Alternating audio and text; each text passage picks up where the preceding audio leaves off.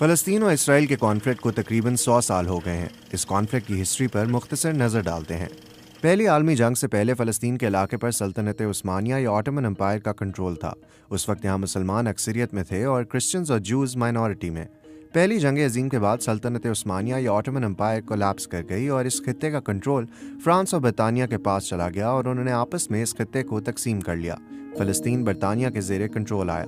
इस इलाके पर जब कंट्रोल बरतानिया के पास आया तो यूरोप से यहूदी बड़ी तादाद में यहाँ आने लगे और तब मकामी अरब आबादी और यहूदियों के दरमियान टेंशन्स उस वक्त शुरू हुई जब बरतानिया ने फ़लस्तीन में यहूदियों के लिए उनका इलाका मखसूस किया।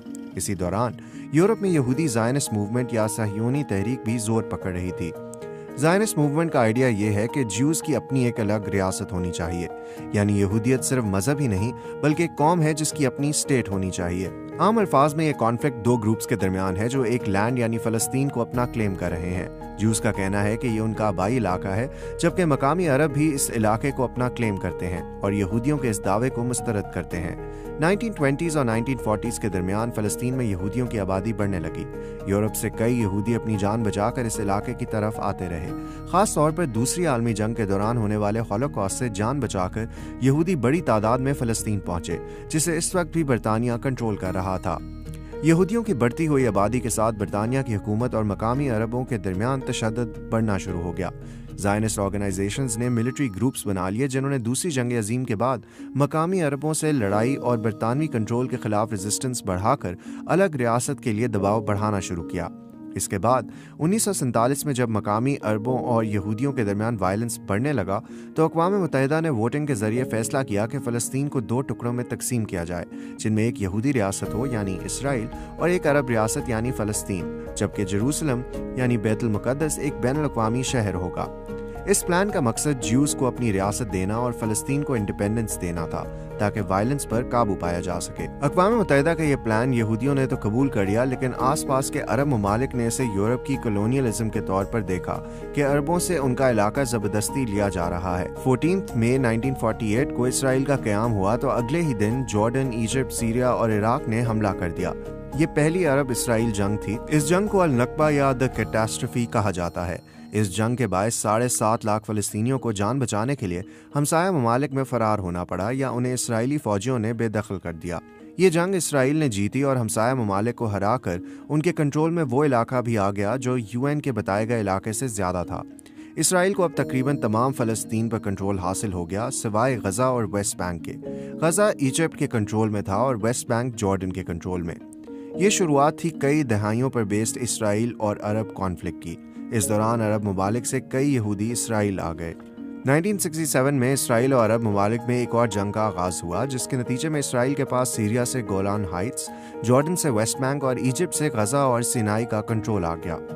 फ़लस्तीन की टेरिटरी पर इसराइल को जब कंट्रोल मिला तो वो साथ ही वहाँ बसने वाले फ़लस्तीनियों पर भी हुकूमत करने लगा, जिनसे वो कई दहाइयों से लड़ रहा था।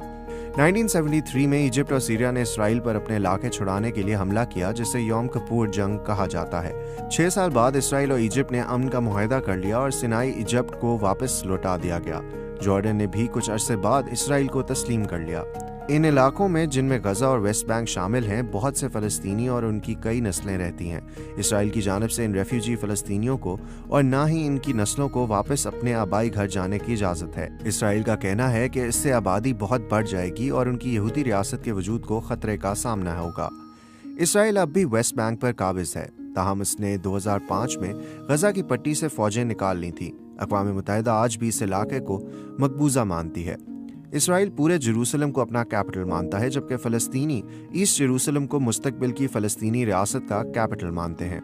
गुज़िश्ता 50 बरसों में इसराइल ने वेस्ट बैंक और ईस्ट जेरूसलम में अपनी सेटलमेंट्स बना ली हैं, जहां अब तकरीबन 6 लाख यहूदी आबाद हैं। इन यहूदियों को सेटलर्स कहा जाता है। इसराइल के कानून के मुताबिक दुनिया में किसी भी यहूदी को इसराइल की ऑटोमेटिक सिटीजनशिप मिल सकती है।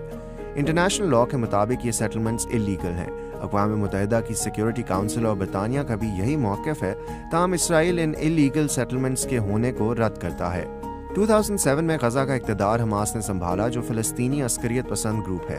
इक़्तिदार संभालने से अब तक हमास इसराइल से मुताद्दिद जंगें लड़ चुका है। इन जंगों के अलावा हमास ने इसराइल पर हज़ारों रॉकेट्स के अलावा कई हमले किए हैं। इसराइल ने भी हमास को कई बार फ़िज़ाई हमलों से निशाना बनाया। 2007 से इसराइल ने गजा की पट्टी का मुहासरा कर रखा है ताकि हमास को आइसोलेट कर सकें और इसराइली शहरों पर हमास की जानिब से रॉकेट फायरिंग पर काबू पा सकें।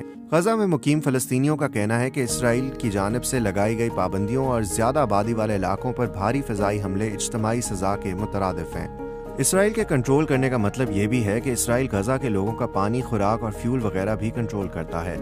फ़लस्तीन और इसराइल के दरमियान मेन प्रॉब्लम्स क्या हैं? फ़लस्तीनी रेफ्यूजीज जो अपने आबाई घरों को लौटना चाहते हैं, उनका क्या होगा? वेस्ट बैंक में यहूदी सेटलमेंट्स को ख़त्म कर देना चाहिए या उन्हें रहना चाहिए? क्या फ़लस्तीन और इसराइल को जेरूसलम शेयर करना चाहिए? और सबसे ट्रिकी ये कि इसराइल के साथ फ़लस्तीन की रियासत को बनाना चाहिए। दहाइयों से चलने वाला इसराइल और फ़लस्तीन के कॉन्फ्लिक्ट में वक्फे बाद झड़पें और क्लैशेस होते रहते हैं और इसराइल, वेस्ट बैंक और गजा में बसने वाले शहरियों के लिए ये पुरतशद्दुद वाक़यात एक मामूल बन गए हैं।